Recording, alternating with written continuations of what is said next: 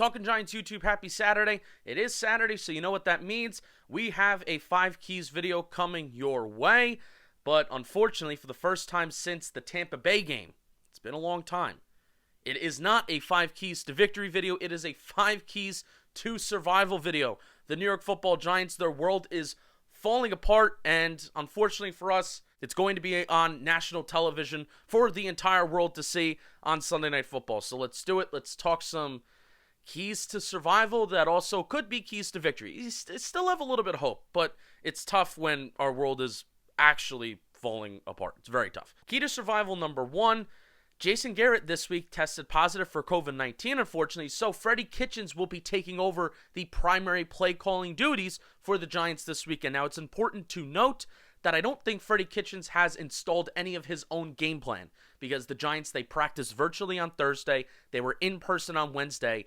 and for the majority of the week, Jason Garrett was able to install his own game plan. But what's interesting about the play calling situation for the Giants this weekend is that Freddie Kitchens has some different tendencies of play calling compared to Jason Garrett, because Freddie Kitchens was the head coach and the play caller for the Browns in 2019. So Baker Mayfield in 2019, 30% of his passing attempts went further than 15 yards, or at least 15 yards down the field. Daniel Jones in 2020, 20% of his passing attempts have gone 15 yards or more. That's a substantial difference. That's a 1 out of every 10 passing attempts difference between the two quarterbacks. So Freddie Kitchens was very much a gunslinger, just throw it down the football field and hope for the best in 2019. Now, don't necessarily think that we may see anything different, especially since Daniel Jones is probably not even playing. There's still an outside chance that he plays, I guess. But good chance that he's not even playing, so Colt McCoy, don't really necessarily view him as a really gunslinger quarterback. But it's going to be interesting to see how the play calling dynamics may change, even though technically it is the same offense. Excited to see what Freddie Kitchens can do. Key to survival number 2, what to do at cornerback. I think there's been some rumors floating around. There was a report that floated around on Friday that Julian Love is going to be lining up at the outside corner. What I would like to do, and if it were up to me, I would have Yadam at outside corner, Logan Ryan as an outside corner, Xavier McKinney at slot corner since Darnay Holmes is out with an injury. But James Bradbury, I should have said this to start, James Bradbury will not be playing because his chiropractor tested positive for COVID, and they deemed him as like a close contact situation. So James Bradbury won't be playing, Darnay Holmes won't be playing. So Ryan, Yadam, McKinney at the slot. Or you can just have safeties alternating at slot corner, even with Peppers thrown in there.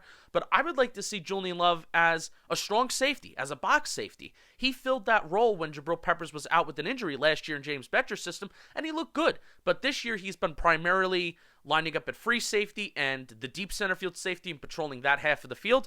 I think he's been doing a solid job because the Giants haven't allowed a lot of explosive plays.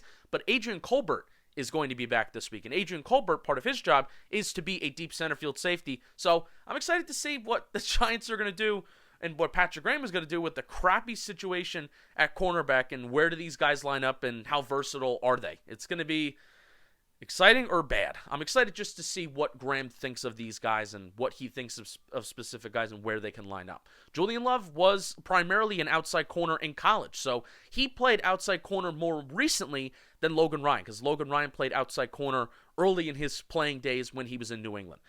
Key to survival number 3, stopping the Browns' rushing attack. The Browns have a top 4 rushing attack in the National Football League, according to the Football Outsiders and their efficiency metrics. They love to run it by the tackles. They love to run it outside the guards. They're not necessarily just an inside zone scheme. They're very versatile. They are the most explosive rushing team in the National Football League in terms of getting runs of 10-plus yards.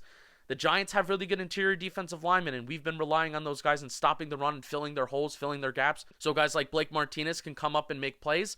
But this is a very, very good running team that dedicates themselves to imposing their will in the run game. Can the Giants stop it? It's going to be fun to see. And the offense is not going to be fun. I'm saying that things are going to be fun to see, because it's actually going to be fun to watch this defense to see how they can compete against a solid Browns offense. It's not going to be fun to watch this Giants offense. So that's key to the game number 3. Key to survival number 4, Andrew Thomas versus Myles Garrett. I think we're kind of approaching that part of the season where we may be looking for just some positive signs here and there for certain players. Now, the division race isn't over. The season's not over. Washington is starting Dwayne Haskins this weekend against the Seattle Seahawks. So this game is important for the Giants to try and win, but also realistically looking at things, I'm kind of looking for the development of some of these younger players, and Andrew Thomas is one of them. Andrew Thomas versus Myles Garrett. It's going to be a fun matchup to see how Andrew Thomas can continue to evolve. He kind of had his worst game last week. Andrew Thomas did in a few weeks. Marcus Golden got him a few times. Can Andrew Thomas bounce back and play well against a pretty good edge rusher? Myles Garrett also has a very large neck. He has a very, very large neck. So that's something significant about the game. Key to survival number 5, don't get COVID. Don't get COVID. Jason Garrett got COVID. Jason Garrett's assistant got COVID. James Bradbury's chiropractor got COVID. Key to survival number 5 is just don't get the Corolla.